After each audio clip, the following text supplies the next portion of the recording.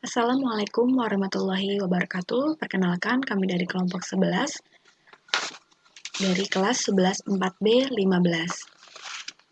Mata kuliah Pemeriksaan Akuntansi, Teori dan Kasus dengan dosen pengampu Ibu Dian Indasari SE AK MM, Universitas Bina Sarana Informatika Kampus Cikampek.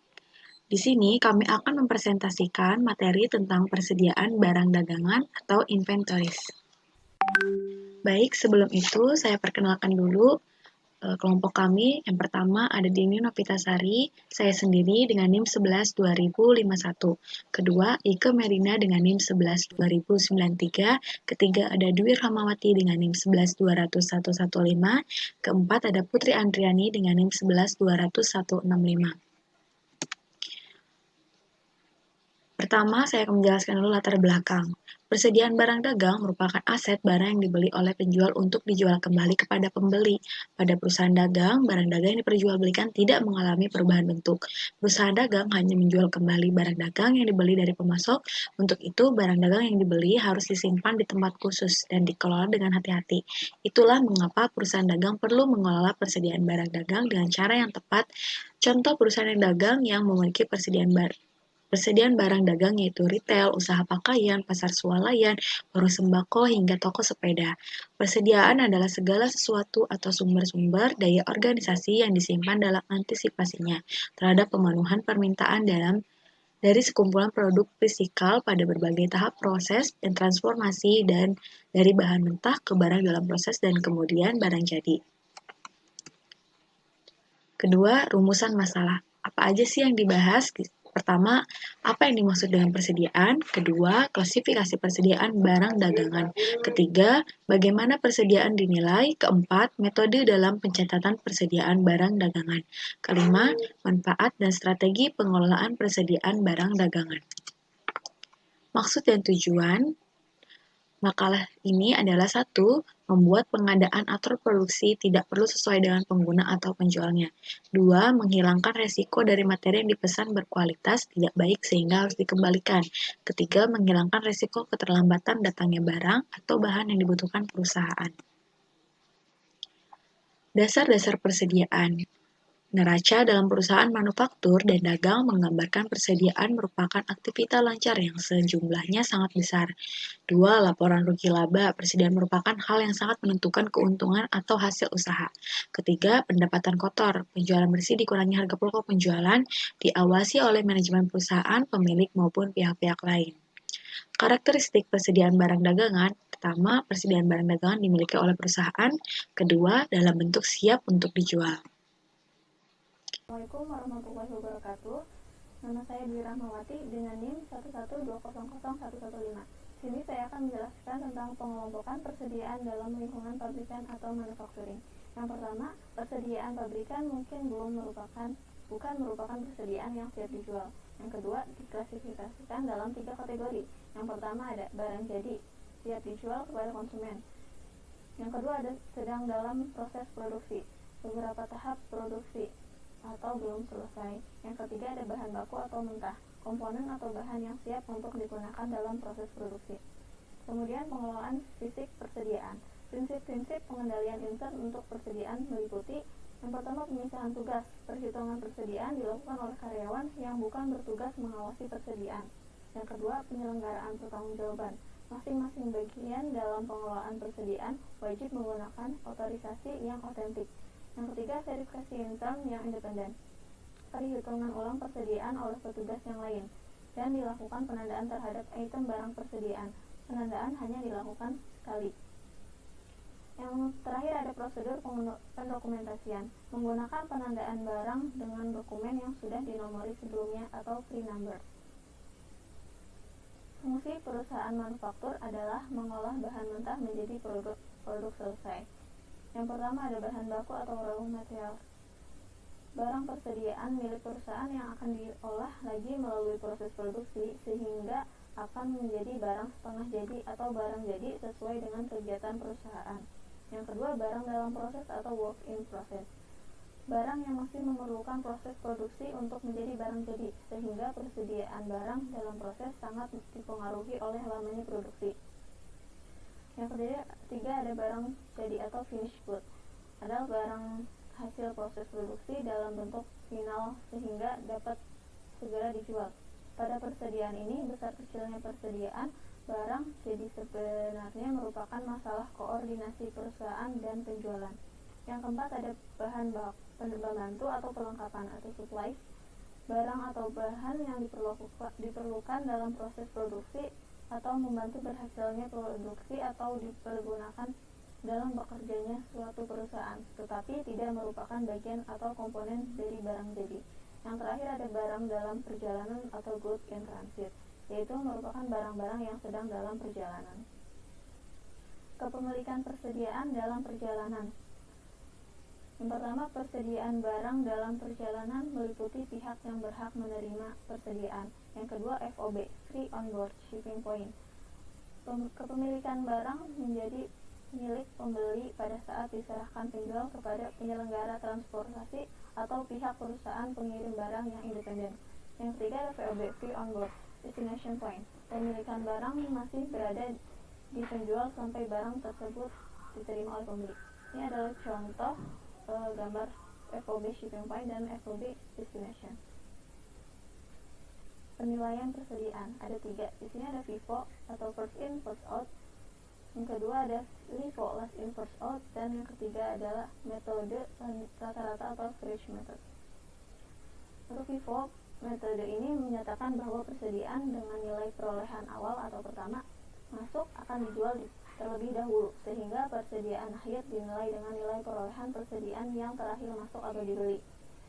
LIFO metode ini menyatakan bahwa persediaan dengan nilai perolehan terakhir masuk atau dijual digunakan terlebih dahulu, sehingga persediaan akhir dinilai dan dilaporkan berdasarkan nilai perolehan persediaan yang awal atau pertama masuk atau dibeli. Yang ketiga, metode rata-rata. Dengan menggunakan metode ini, nilai persediaan akhir akan menghasilkan nilai antara nilai persediaan metode FIFO dan nilai persediaan LIFO. Terima kasih. Metode pencatatan barang dagang. A. Metode fisik. Metode fisik atau disebut juga metode periodik adalah metode pengelolaan persediaan, di mana arus keluar masuknya barang tidak dicatat secara terinci, sehingga untuk mengetahui nilai persediaan pada suatu saat tertentu harus melakukan perhitungan barang secara fisik atau stock opening di gudang. B. Metode buku perpetual. Metode mutasi persediaan adalah cocok digunakan dalam penentuan biaya bahan baku dalam perusahaan yang harga pokok produknya dikumpulkan dengan harga pesanan. Mulyadi, 2016. Manfaat mengelola persediaan barang dagang. A. Memeriksa stok lebih mudah. B. Mengatur strategi penjualan barang. C. Mengatur alur keluar masuknya barang. Elemen yang harus ada untuk mendukung pengendalian yang baik atas persediaan. A. Menghitung persediaan secara fisik. B. Membuat prosedur-prosedur.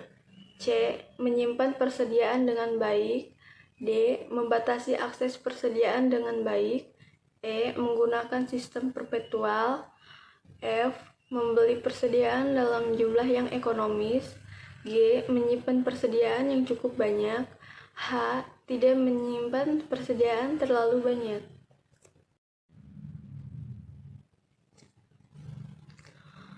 Tujuan audit atas inventory acquisition meyakinkan bahwa semua persediaan yang dicatat benar-benar pada tanggal neraca.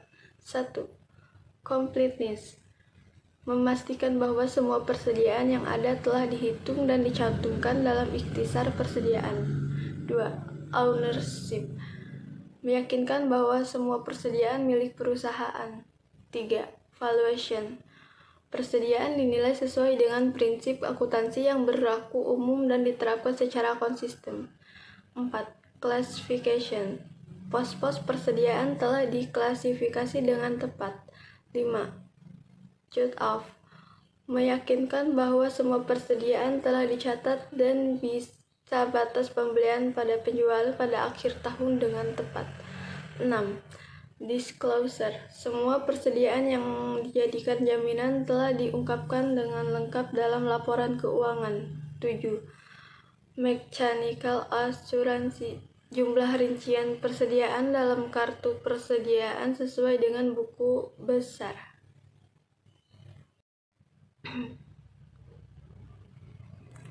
Kesalahan-kesalahan berikut terdapat di dalam pencatatan perusahaan yang ditemukan oleh Anda selaku auditor. 1. Sebuah inventaris toko dengan harga perolehan 750.000 yang diterima pada tanggal 29 bulan 12 tahun 2016 dengan kehilapan dimasukkan ke dalam persediaan barang dagang per 31 bulan 12 tahun 2016. 2. Sebuah faktur pembelian barang dagang dengan harga 300.000 bertanggal 29 bulan 12 2016 telah diterima dan dicatat oleh perusahaan ke dalam rekening persediaan barang dagang per 31 bulan 12 tahun 2016. Tetapi barang dagangan itu belum diterima pada tanggal 4 Januari 2017. 3. Sebuah faktur pembelian barang dagang dengan harga 475.000 bertanggal 26 bulan 12 tahun 2016 telah diterima oleh perusahaan dengan pada tanggal 31 bulan 12 tahun 2016. Berikut barang dagangannya, tetapi oleh perusahaan belum dimasukkan ke dalam rekening persediaan barang dagang per 31 bulan 12 2016. 4. Faktur penjualan sebesar 600.000 bertanggal 25 September tahun 2016 belum dicatat. Barang tersebut telah dikirim dan diterima oleh pembelinya pada tanggal 31 Desember tahun 2016. Harga pokok penjualan tersebut sebesar 425.000. Untuk saldo awalnya di tanggal 20 Maret 2016 dengan nomor PO 600 Kurnia JKT 10 buah meja tulis dengan harga 75.000 dengan total 750.000 di debit. Karena saldo ditambah saldo awal masuk debit berarti ditambah jadi 3.175.000. Untuk tanggal 5 Mei 2016 409 PK Sinar Jatim 5 set kursi tamu ukir dengan harga Rp325.000 dengan total Rp1.625.000 di kredit karena saldo dikurangi kredit 1625 totalnya jadi Rp1.550.000. Tanggal 30 November 2016 dengan nomor PO 610 PK Abdullah Jateng 12 set kursi makan dengan harga Rp300.000. Karena masuk debit jadi ditambah 3.600 ditambah 1.550 sama dengan Rp5.150.000. Tanggal 23 Desember 2016 dengan nomor PO 612 PK Antara JKT 4 set tempat tidur dengan harga Rp181.250 dengan total Rp725 di debit. Karena debit akan bertambah jadi totalnya Rp5.875.000. Tanggal 28 Desember 2016 dengan nomor PO 600 Kurnia JKT 10 buah meja tulis dengan harga Rp755.000 dengan total Rp750.000 di kredit. Rp5.875.000 dikurangi Rp750 totalnya Rp5.125.000. Berikut ini adalah buku besar barang dalam perjalanan yang dimiliki oleh PT Seroja per 31 Desember 2016. Barang dagangan perjalanan nomor 104 kebijakan perusahaan terhadap persediaannya sebagai berikut. 1. Persediaan dicatat dengan menggunakan metode perpetual. 2. Syarat pengiriman dan penerimaan barang menggunakan FOB destination. 3. Jurnal penyesuaian yang diusulkan oleh auditor sudah disetujui oleh pihak perusahaan. Diminta dari data-data di atas, saudara diminta untuk membuat kertas kerja persediaan beserta jurnal penyesuaian yang diusulkan dan kertas kerja barang dalam perjalanan untuk PT Seroja. Jawaban untuk paper inventory persediaan barang. Sini ada keterangan per buku tanggal 31 Desember 2016, penyesuaian, final balance, dan balance-nya. Untuk di persediaan barang dagangan ada 70.375.000 dengan debit 475 dan kredit 1.475.000 dengan total 69.375. Itu dari 70.375.000 ditambah debit 475.000 dikurangi kreditnya 1475, jadi totalnya 69.375.000. Untuk persediaan barang dalam perjalanannya 5.125.000, debitnya 300.000 dan kreditnya 475.000 dengan total 4.950.000. Untuk totalnya per buku tanggal 31 Desember 2016 Rp75.500.000 dengan di debitnya 775 dan kreditnya 1.950.000 dengan total 74.325.000. Final balance sama dengan penyesuaian balance-nya dengan per buku 31 Desember 2016. Untuk barang dalam perjalanan ada nomor PO 610 di tanggal 30 November 2016 dengan PK Abdullah Jateng 10 set kursi makan dengan total 3.600.000 dan nomor PO 612 di tanggal 20 Desember 2016. Keterangannya PK antara JKT 4 set tempat tidur dengan total 725.000 dan total untuk semua barang dalam perjalanannya ada 4.325.000 rupiah. Untuk jurnal penyesuaiannya di soal tadi untuk tanggal 29 Desember 2016 ada inventoris kantor di sebelah debit Rp750.000 dan di sebelah kreditnya ada persediaan barang dagangan dengan nominal Rp750.000. Untuk jurnal penyesuaian tanggal 29 Desember 2016 ada persediaan barang dalam perjalanan senilai Rp300.000 di debit dan kreditnya persediaan barang dagangan dengan nominal Rp300.000.